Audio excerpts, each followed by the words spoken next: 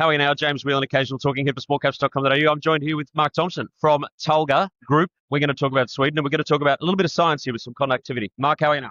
G'day, James. I'm well, thank you. Now, do you want to run us quickly through what you do, why you do it, and then maybe a little bit of science? Talga makes battery materials and battery making technology, specialising in graphite, which is the largest volume mineral in a battery. And we use this special deposit we found in Sweden, very high grade, around 24% reserve. Yep. And it does strange things like this. This is a piece of drill core, and we just tend to run a little battery, a little electric current through it. And you can see, so that's unprocessed. That's just our raw material. And we use those special graphite flakes to make really high performance battery material. We're now spreading from Sweden. We're expanding into the USA. Well, that's a really good overview. Thank you very much for that, Mark. I hope you have a great conference, and good luck. Thanks, James. Cheers, bye. Thanks very much.